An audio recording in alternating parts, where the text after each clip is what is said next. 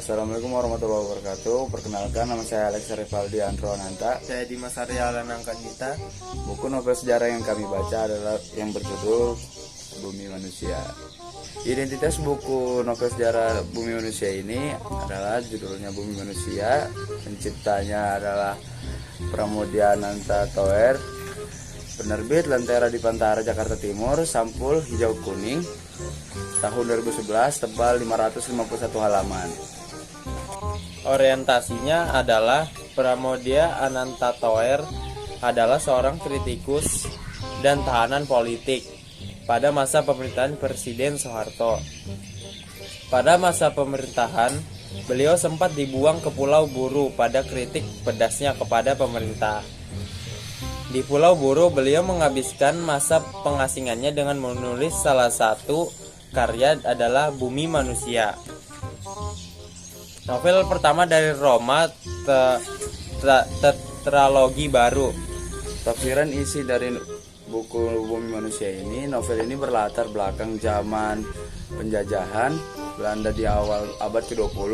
Desa Wonokromo, Surabaya, tinggal seorang pemuda Jawa yang memiliki rasa kebebasan yang tinggi, yaitu Minke.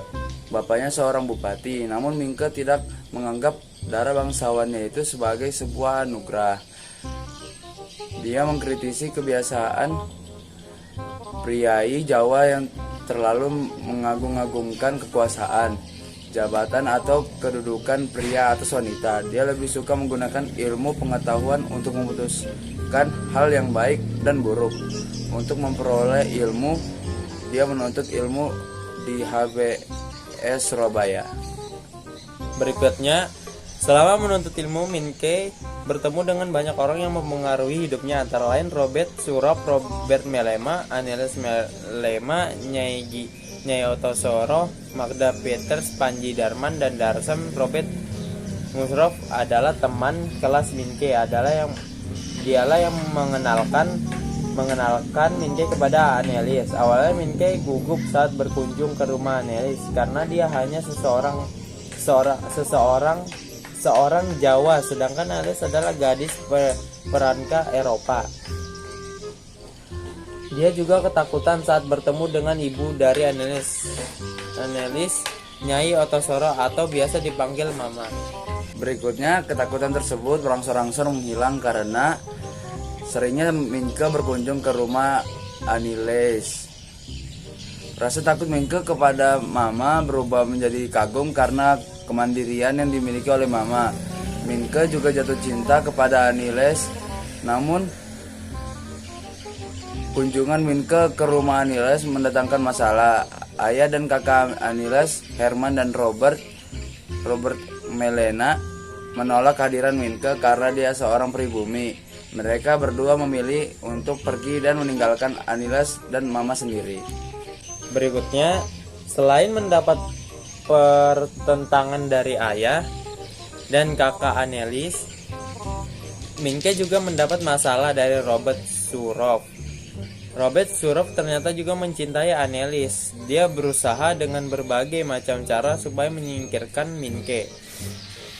Bahkan, Minke terpaksa harus keluar dari sekolah karena isu mengenai hubungannya dengan Mama yang digulirkan oleh Robert Surov. Sesungguhnya Minke sedang menjalani hubungan dengan Annelis, bukan Mama. Hubungan itu pun mereka resmikan dalam ikatan pernikahan.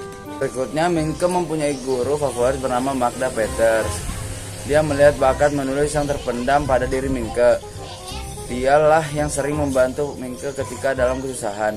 Berkat tulisannya yang baik, Minke mendapat undangan dari asisten residen Herbert Delacroix. Namun sayang, ia harus berpisah dengan gurunya karena gurunya dipulangkan ke Belanda dengan alasan pemikiran kerasnya. Berikutnya, permasalahan datang kembali ketika Herman Melema menemui kematiannya. Kematian Herman Melema yang janggal membuat polisi melakukan penyelidikan kasus tersebut.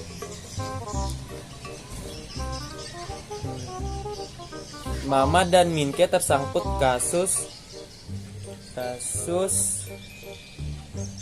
tersebut dalam persidangan. Mama terlihat pasrah. Mama juga mendapat tuntunan dari anak saat perkawinan.